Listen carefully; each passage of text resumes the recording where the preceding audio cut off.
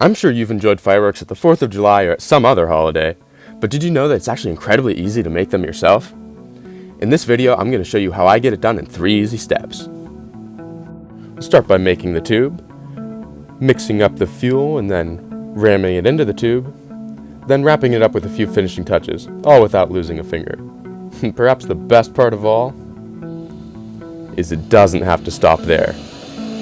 But that's for another video. Let's not get ahead of ourselves. So we're going to be doing this without any special tools or equipment, so the first step is going to be making the tube. I used a piece of paper that was 4 inches wide and 20 inches long. It's kind of a thicker material. This wooden dowel is going to function both as the tube former and as the ramrod. This one is 3/4 inches in diameter and about 1 foot long.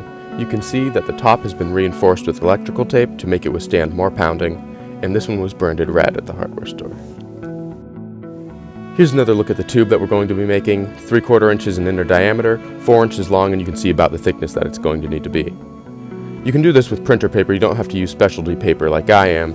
You can see we're just starting by rolling it up, and we're not being too picky about exactly how perfectly rolled it is. You can see you're going to have something like that. And a quick and easy way to fix this problem is to take the uneven end and push it against the table, and you can see that's going to straighten things out quite nicely for you. Then all you have to do is unravel a little bit, put a little glue on, then spread the glue around and rewrap the tube, and you can see that it's really that quick and easy to make a single tube. You can crank a lot of these out in pretty short order. Once again, this can be done with white printer paper. Just cut it in half lengthwise and use a couple sheets so you achieve the right thickness like you see here. Just don't make them too thin. Today I'm going to be making 5 of these firework fountains, so let's move on to the next step. And that is making and ramming the fuel. This is the fun part. So the 3 ingredients for our fuel are going to be potassium nitrate, charcoal, and sulfur. Starting out with the nitrate, you can get this at your local garden center or Lowe's or even Amazon. We're going to be using 4 parts of granulated, and this is what provides the oxygen for the reaction.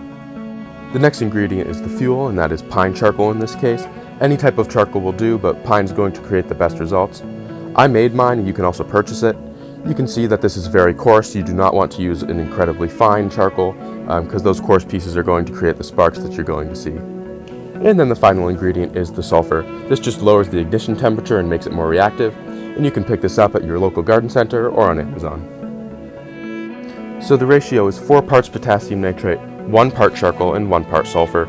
Some more advanced firework projects will require the use of a ball mill to mix and pulverize these chemicals very intimately, but that's not necessary in this case. I'm just using a quart bag and dumping all the ingredients in and giving them a good shake. That's all you really need for this application.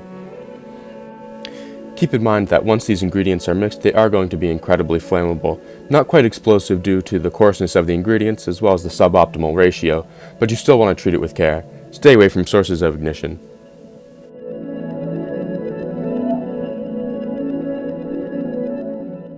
One last material you're going to need is bentonite clay. This is just kitty litter. It was the cheapest stuff I could find at Walmart.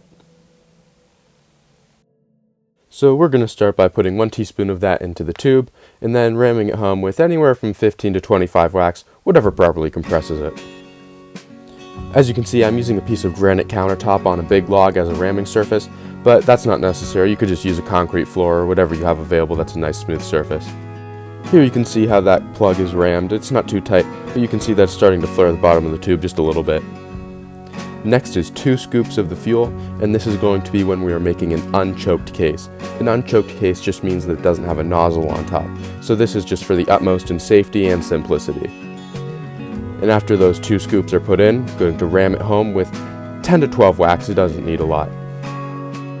And since there were 2 teaspoons of the fuel going in at one time, we only need to repeat this twice before the case is completely full of fuel and ready to go.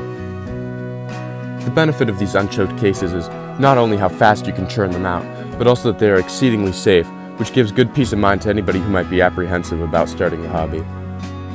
Here you can see what that fuel grain should look like rammed to the top of the tube. Now here's how you can make a firework fountain with a choked case, aka with a nozzle. These are going to have a much more impressive display. Starting out with 1 teaspoon of bentonite clay once again and ramming it home with probably 20 whacks.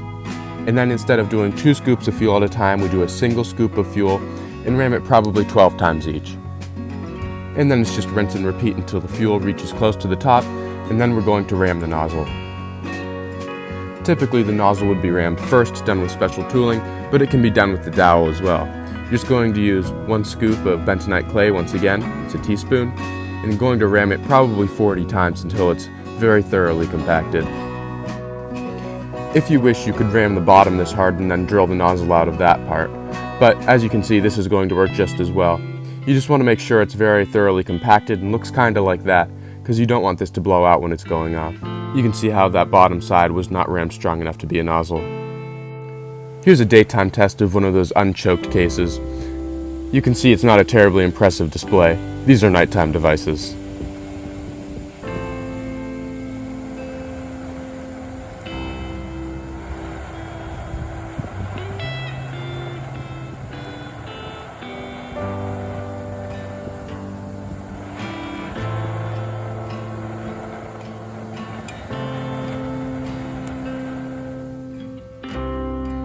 Lastly, we're going to finish up these fireworks by sticking in a fuse and making them look pretty.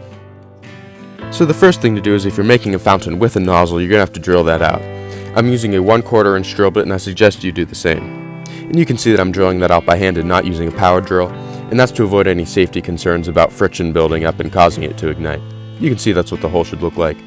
Just make sure that you drill it deep enough so that when you stick the fuse in, you get proper ignition. And then you can see that the next thing I'm doing is wrapping some red tissue paper around the top. It just helps to make it look a little bit more professional and make sure that that fuse stays in. As you can see, a little Elmer's glue does the trick, and you don't need to use quite as much tissue paper as I used here.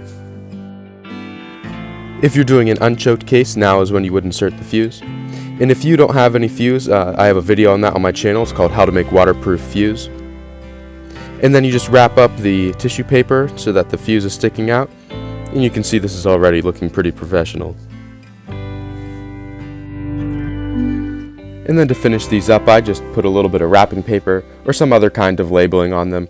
It's clearly not necessary, but I think it adds a touch of professionalism.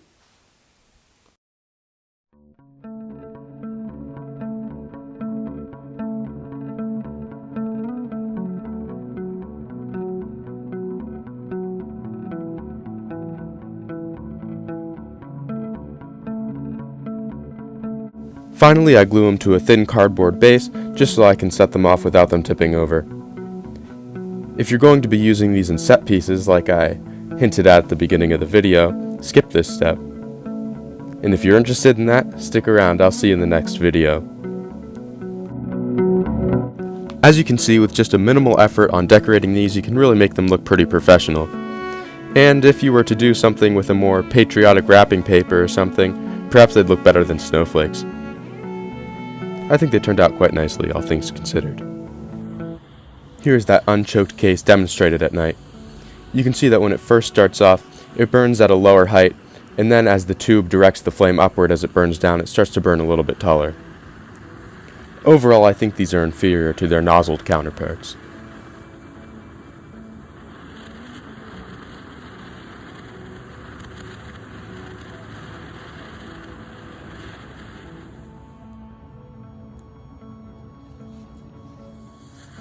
And then here's the choke tube.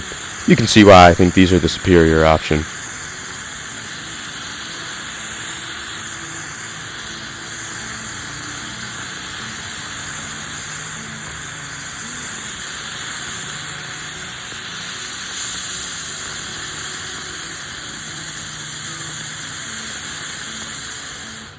Well, that's all I have for you for this video. If you enjoyed it, please give it a like and consider subscribing. I'll see you in the next one. Thanks.